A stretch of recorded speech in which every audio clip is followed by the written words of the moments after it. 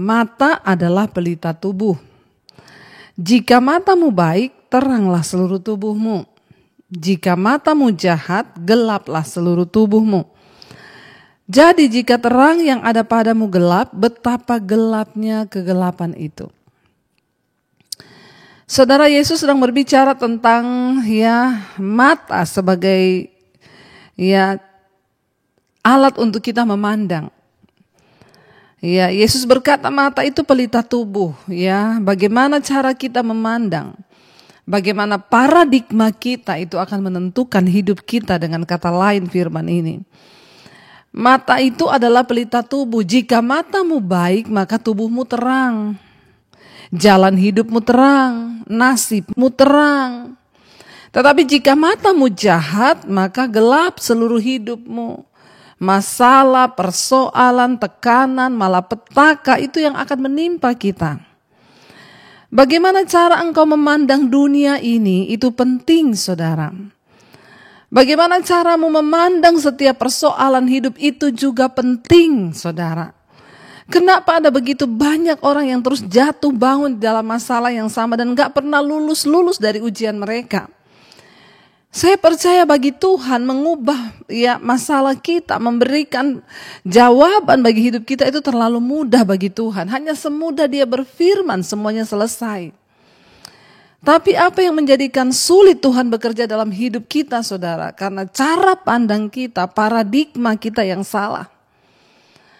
Kita lupa bahwa Tuhan itu turut bekerja di dalam segala sesuatu. Ketika kita menghadapi masalah dalam hidup ini, tolong saudara, mari kita memandang dengan cara pandang yang benar di setiap persoalan yang kita hadapi. Saat pandanganmu baik, kata firman Tuhan, terang seluruh hidupmu. Waktu paradigmamu baik, maka seluruh hidupmu baik. Jalan hidupmu juga baik, nasibmu juga baik. Tapi saat paradigmamu salah, maka seluruh hidupmu gelap. Masalah demi masalah yang bertubi-tubi akan datang di dalam hidup kita ketika cara pandang kita salah. Mari kita mengerti, saudara, apa yang sedang Tuhan kerjakan hari ini. Yesus berkata, cara pandangmu itu yang akan menentukan hidupmu. Kalau kita hanya memandang dunia ini tentang uang, maka kita akan menghalalkan segala cara untuk memperolehnya. Bahkan begitu banyak orang jadi jahat karena uang. Kalau kita memandang kesuksesan adalah dengan cara-cara materi, maka kita akan mengejarnya tanpa henti. Tapi ketika kita memiliki cara pandang Tuhan atau paradigma yang sesuai dengan firman Tuhan, kita akan melihat, saudara, bahwa ada begitu banyak berkat Tuhan. Ada begitu banyak cara Tuhan bagi hidup kita. Bahwa berkat di dunia ini bukan hanya bicara tentang uang. Kita akan tahu bahwa kebahagiaan tidak bisa dinilai dari harta atau apapun yang sifatnya sementara. Mata adalah pelita tubuh, cara pandangmu itu adalah pelita tubuhmu. Paradigmamu itu adalah pelita tubuhmu. Kalau paradigmamu baik, maka teranglah seluruh hidupmu. Tapi kalau paradigmamu, cara pandangmu jahat, maka gelap seluruh tubuhmu. Tuhan bahkan sanggup menjadikan persoalan menjadi berkat waktu cara pandang kita itu benar. Sebaliknya, berkat pun bisa membawa kutuk dalam hidup kita kalau cara pandang kita salah. Mari kita mulai memiliki cara pandang yang benar dalam hidup ini, saudara. Supaya apa? Supaya kita melihat penyertaan Tuhan, supaya kita melihat janji-janji Tuhan, supaya kita melihat berkat-berkat Tuhan yang disediakan. Ada begitu banyak hal yang Tuhan sudah sediakan bagi hidup kita. Dan itu hanya bisa kita dapatkan ketika kita memiliki paradigma dan cara pandang yang benar di dalam Kristus. Mata adalah pelita tubuh, cara pandangmu itu adalah pelita tubuhmu. Waktu paradigmamu, cara pandangmu itu baik, maka terang seluruh hidupmu, saudara. Ketika seseorang memiliki cara pandang yang benar, misalnya di dalam hal menentukan kehidupan, menentukan jodoh. Waktu cara pandangmu benar, engkau akan melihat kebahagiaan. Tetapi waktu cara pandangmu salah, bubar semuanya. Ketika terjadi perdebatan di dalam rumah tangga, kita selalu memandang dengan cara yang salah. Perdebatan ini berarti kita nggak cocok. Kita lupa bahwa perdebatan itu justru membawa kita bisa menemukan apa kelemahan kita masing-masing, dan ketika kita mencoba memperbaikinya, kita akan menjadi semakin kuat. Tapi banyak orang kalah karena mereka memandang itu sebagai sesuatu yang sudahlah, nggak ada jalan keluar. Kenapa? Karena cara pandang kita yang salah. Saya sudah tidak cocok ternyata dengan dia. Kita tidak melihat bahwa Tuhan turut bekerja dalam segala hal untuk kebaikan kita, saudara. Saya ingin kita melihat sebuah contoh di dalam firman Tuhan tentang kisah seorang paman dan keponakannya, saudara. Dalam Kejadian pasal yang ke-13, bagaimana Abram dan Lot itu akhirnya berpisah, saudara. Di dalam Kejadian 13 firman Tuhan berkata, ayat yang pertama, maka pergilah Abram dari Mesir ke tanah Negeb dengan istrinya dan segala kepunyaannya, dan Lot pun bersama-sama dengan dia. Ayat 2, adapun Abram sangat kaya, banyak ternak, perak dan emasnya. Ayat 3, ia berjalan dari tempat persinggahan ke tempat persinggahan, dari tanah Negeb sampai dekat Betel, di mana kemahnya mula-mula berdiri antara Betel dan Ai. Ayat 4, ke tempat mezbah yang dibuatnya dahulu di sana, disitulah Abram memanggil nama Tuhan. Ayat yang kelima, juga Lot yang ikut bersama-sama dengan Abram mempunyai domba dan lembu dan kemah. Ayat 6, tetapi negeri itu tidak cukup luas bagi mereka untuk diam bersama-sama, sebab harta milik mereka amat banyak sehingga mereka tidak dapat diam bersama-sama lagi. Ayat yang ketujuh, karena itu terjadilah perkelahian antara gembala Abram dan gembala Lot. Waktu itu orang Kanaan dan orang Feris diam di negeri itu. Ayat 8, maka berkatalah Abram kepada Lot, janganlah kiranya ada perkelahian di antara aku dan engkau, dan antara para gembalaku dan para gembalamu, sebab kita ini kerabat, kita ini saudara, kata Abraham. Jadi saudara, ceritanya di sini adalah Lot dan Abraham berjalan bersama-sama, dan mereka pindah dari satu tempat ke tempat yang lain, kata firman Tuhan. Tapi karena Abraham ini sangat kaya, hartanya banyak sebab dia disertai Tuhan. Orang yang disertai Tuhan akan diberkati oleh Tuhan. Karena itu jangan iri melihat orang yang diberkati Tuhan, saudara. Tapi jangan puas menjadi hanya orang kaya, tapi kita mau menjadi orang yang diberkati seperti Bapak Abraham. Asalkan kita memakai berkat itu untuk kepentingan bagi kerajaan sorga. Alkitab berkata, adapun Abram sangat kaya, banyak ternaknya, perak dan emasnya. Ia berjalan dari tempat persinggahan ke tempat persinggahan, dari tanah Negeb sampai dekat Betel, di mana kemahnya mula-mula berdiri antara Betel dan Ai. Dikatakan di sana ke tempat mezbah yang dibuatnya dahulu di sana, disitulah Abram memanggil nama Tuhan. Jadi Abraham ini sudah berjalan dari satu tempat ke tempat yang lain ketika dia hendak mencari tempat untuk dia menetap. Lalu Alkitab berkata akhirnya dia sampai ke salah satu tempat di dekat Betel, di mana kemahnya mula-mula berdiri di Betel. Kita tahu bersama Betel adalah tempat di mana Tuhan hadir ketika Abram pertama kali mendirikan mezbah. Kenapa Abram memandang tempat itu baik, saudara? Perhatikan paradigma, cara pandang Abraham. Dia tidak melihat tempat yang karena itu mungkin tanahnya subur atau apapun, tetapi dia melihat kenapa dia memilih tempat itu. Karena di sana pertama kali dia dulu pernah mendirikan mezbah mula-mula di dekat Betel itu. Di antara Betel dan Ai. Kenapa dia memilih tinggal di situ? Kenapa dia menentukan menetap di sana? Paradigmanya itu seperti apa? Satu-satunya alasan sebab dia pernah mencari Tuhan di situ. Dia pernah memanggil nama Tuhan di situ. Dan Tuhan hadir di situ, saudara. Itu yang membuat Abram menetap di tempat itu. Paradigmanya yang tepat memilih satu tempat karena satu-satunya alasan adalah ada Tuhan di situ.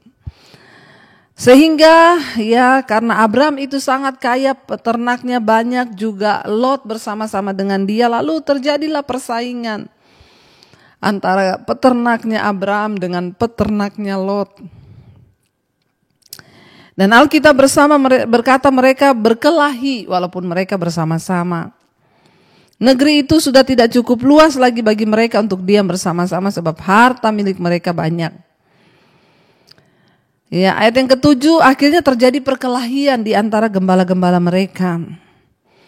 Maka Abram berkata kepada Lot, janganlah kiranya ada perkelahian antara aku dan kamu, karena kita ini keluarga, kita ini saudara. Ya, sebagai saudara jangan ada perkelahian, saudara, karena Tuhan tidak berkenan. Abram tahu akan hal itu. Kalau ada perkelahian, maka berkat Tuhan akan terhalang. Kalau ada perkelahian, maka itu akan menjadi penyebab, saudara, ya, dari kehancuran usahanya, dari kehancuran segala-galanya. Pertikaian, pertengkaran itu membawa kutuk dalam hidup manusia. Jangan suka-suka bertengkar, jangan suka-suka berantem. Apalagi suami istri, saudara bersaudara.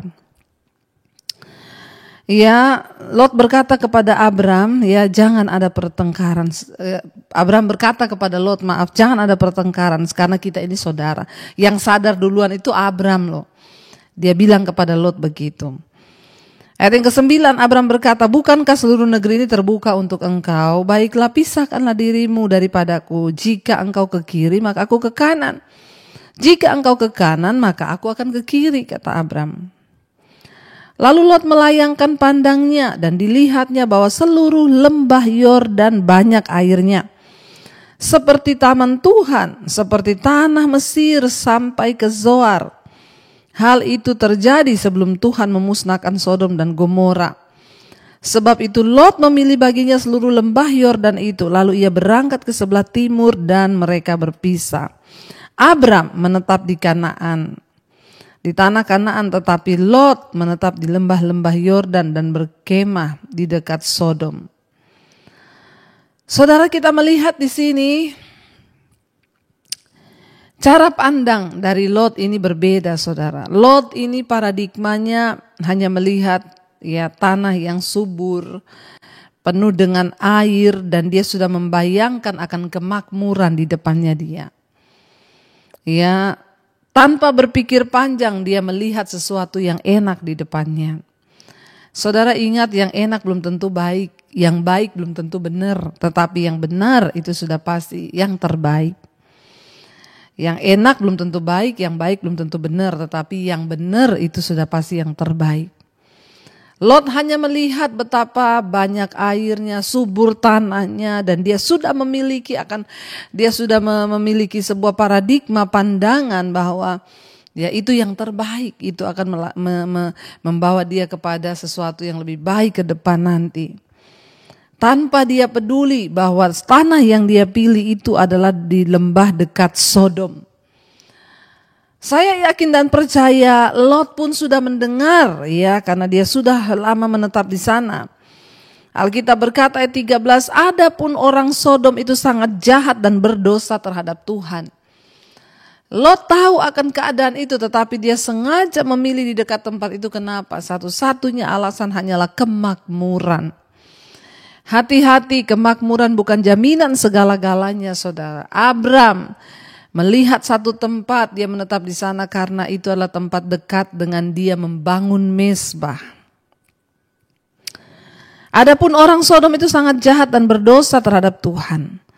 Setelah Lot berpisah daripada Abram, berfirmanlah Tuhan kepada Abram, pandanglah sekelilingmu dan lihatlah dari tempat engkau berdiri ke timur dan barat, utara dan selatan, sebab seluruh negeri yang kau lihat itu akan kuberikan kepadamu dan kepada keturunanmu untuk selama-lamanya.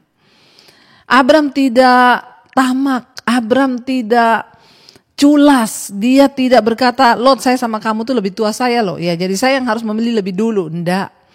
Abram memberikan kesempatan kepada Lot untuk memilih sesuai dengan keinginannya.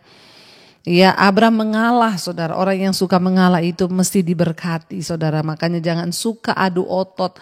Jangan suka, saudara, ya, sesuatu yang ya sifatnya hanya eyel-eyelan, bahkan sampai kepada berantem. Ya, Abram menyuruh Lot lebih dulu memilih, ya. Dia tidak tamak, dia tidak mencari keuntungan bagi dirinya sendiri. Kenapa, Saudara? Karena paradigma Abram itu kepada janji Tuhan dia percaya. Abram percaya paradigmanya bukan soal tempatnya, bukan soal tanahnya, tetapi soal penyertaan Tuhan. Abram bapak orang beriman, karena dia sangat beriman. Dia terlalu percaya mau seburuk apapun tanah yang dia diami, asal ada Tuhan, maka Tuhan yang sanggup mengubah kutuk menjadi berkat. Saudara, ya, Lot memilih tempat yang enak. Abram ngalah ketika Lot memilih. Sebenarnya Abram bisa bilang, aku udah duluan lihat itu loh, kamu ini kan cuma ikut aku. Ya gak berhak dong kamu memilih tempat itu. Bisa. Orang yang suka mengalah, orang yang sabar, orang yang selalu menyerahkan haknya itu akan disertai Tuhan. Ya, ubah cara pandangmu hari ini. Kalau engkau menjadi orang yang suka eyel-eyelan dengan saudaramu, engkau orang yang suka berantem, engkau orang yang suka mau dianggap benar, terus bertobat, saudara, tanggalkan semuanya itu. Miliki paradigma yang benar. Ya, ketika Abram tidak memaksakan diri, dia menyerahkan seluruh haknya kepada Lot untuk memilih. Tuhan memberkati dia. Tuhan bilang, aku akan memberikan seluruh negeri yang kau pandang ini bagi keturunanmu, anak-anakmu. Ya, dan Tuhan memberikan janji, dan aku akan menjadikan keturunanmu seperti debu tanah banyaknya. Sehingga jika seandainya ada yang dapat menghitung debu tanah, keturunan pun akan dapat dihitung juga. Bersiaplah, kata Tuhan, jalanilah negeri ini menurut panjang dan lebarnya, sebab kepadamu lah akan kuberikan negeri ini. Sesudah itu Abram memindahkan kemahnya dan menetap di dekat pohon-pohon tarbantin di Mamre, dekat Hebron. Lalu didirikannya mezbah di situ bagi Tuhan. Akhirnya Abram datang ke satu tempat, dan di sana yang pertama dia lakukan adalah mendirikan mezbah bagi Tuhan. Saudara, Abram memiliki paradigma yang berbeda dengan Lot. Kita tahu bersama pada akhirnya Lot terjadi kehancuran dalam kehidupannya karena dia memilih tempat. Paradigmanya yang salah, hanya melihat tanah yang subur dekat Sodom, ternyata membawa kehancuran bagi keluarganya. Kita tahu bersama Sodom dan Gomora dihukum oleh Tuhan. Lot kehilangan istrinya, saudara. Mari saudara, ketika kita memiliki cara pandang yang benar, mari kita memandang hidup ini dengan caranya Tuhan. Mari kita memandang setiap masalah kita dengan caranya Tuhan. Kita percaya bahwa Dia Tuhan yang turut bekerja dalam segala keadaan untuk mendatangkan kebaikan bagi kita. Kita mau katakan, Tuhan, kami mau memandang kepada Engkau. Karena kami percaya ketika kami menaruh pandangan kami kepada Tuhan, kami akan melihat janji-janji-Mu. Kita mau berkata, ajar kami memiliki cara pandang yang benar atas hidup kami Tuhan, atas masalah, atas persoalan, bahkan atas setiap pilihan-pilihan hidup yang harus kami ambil. Biar paradigma kami diubahkan sesuai dengan firman Tuhan. Kami belajar dari Abraham. Dia memandang Tuhan dengan cara yang benar. Dia memandang dengan cara pandang Tuhan. Bukan soal tanahnya, bukan soal air, bukan soal apapun, tetapi dia tahu ketika ada Tuhan menyertainya, semua keadaan bisa berubah, kutuk dapat menjadi berkat. Berbeda dengan Lot yang melihat tanah yang subur dan hijau, yang ada di benak pikirannya, di dalam cara pandangnya, dia akan menikmati segala yang enak di sana. Dia lupa bahwa Tuhanlah yang bisa menjadikan segala sesuatu itu menjadi indah. Ajar kami melihat persoalan kami Tuhan sebagai satu hal yang Tuhan izinkan untuk membuat kami menjadi semakin indah, sehingga tidak ada yang perlu kami ragukan. Waktu penyertaan Tuhan dalam hidup kami, Tuhan turut bekerja. Berkati anak-anak-Mu, berkati umat-Mu, berkati jemaat-Mu Tuhan, mereka yang mendengarkan firman-Mu saat ini. Biar kami memiliki cara pandang paradigma yang baru. Kami mau terus berjalan di dalam perkenanan Tuhan. Terima kasih buat anugerah-Mu Bapa. Terima kasih buat tuntunan-Mu bagi setiap kami. Ubah cara pandang kami agar kami boleh menikmati firman-Mu. Berkati umat-Mu yang sedang mengalami masalah, persoalan, Tuhan tolong jamah dan lawat, berikan kekuatan. Berkati bangsa dan negara kami Indonesia tetap aman tentram di dalam Engkau Tuhan, perlindungan-Mu sempurna. Berkati gereja-Mu Bapa, biar anak-anak-Mu, jemaat-Mu boleh tinggal senantiasa di dalam hadirat-Mu, di dalam rencana-Mu. Terima kasih Bapa. Mari buka hati dan tangan-Mu saudara untuk menerima berkat Tuhan. Diberkati langkah dalam hidup-Mu, diberkati rumah tangga-Mu, diberkati pekerjaan-Mu, diberkati keuangan-Mu, dan apapun yang Kau lakukan dibuat Tuhan berhasil dan hidup-Mu menjadi berkat. Terimalah kiranya berkat dari Allah Bapa, cinta kasih Tuhan Yesus Kristus, penyertaan Allah Roh Kudus menyertai hidup-Mu mulai hari ini bahkan sampai kali yang kedua Tuhan Yesus datang menjemput kita. Nama-Mu tercatat di dalam kitab kehidupan, dalam nama Tuhan Yesus. Mari yang percaya berkata, amin, amin, amin. Tuhan Yesus memberkati.